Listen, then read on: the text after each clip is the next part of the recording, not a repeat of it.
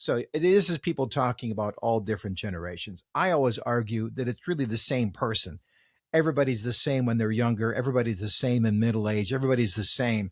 And we just have to figure that out more than, throw bricks at somebody who happens to be 20 years younger or older. But as a person whose job it is to hire people, part of me thinks, well, she would want age diversity because that is going to give her the most amount of input. Or I could say, she wants them all the same age, so there'll be less bickering. So what do you say?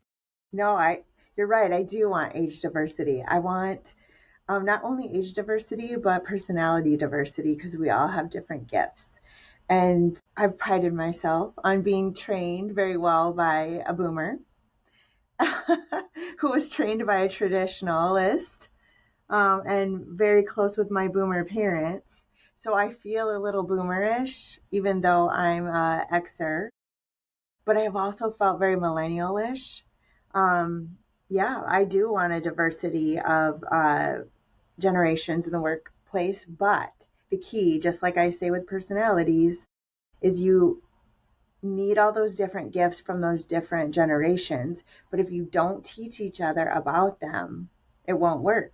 They'll just be issues. So you have to be very good about generational training to help them understand what each generation has for a gift so you can use each other and collaborate to have the best outcome. This must require, I mean, is it Monday morning you get around the table and hold hands and you light a candle in the middle? Is there, you sing a song? What do you do?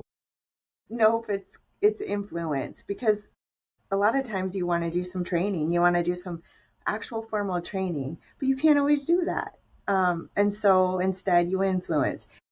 You talk and you share and you tell stories and you do what you can to lift up the skills and the strengths and the gifts of the generation that you maybe need to educate on.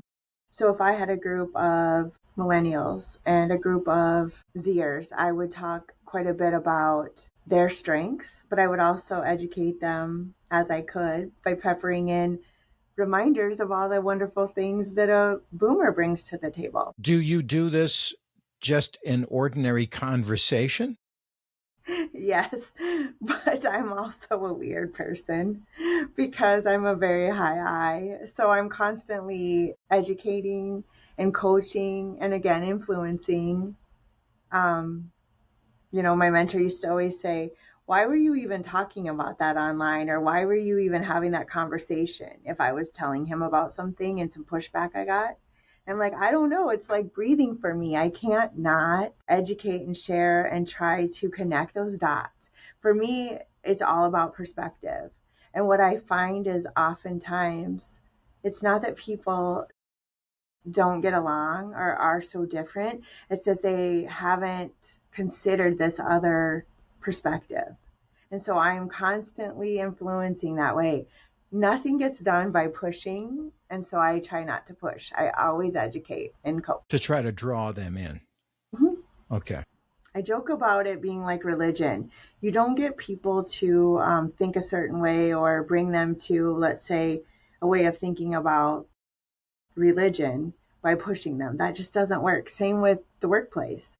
Most things work better when you lead by example and educate and tell stories, which is why I've always loved you because that's what your whole life is about.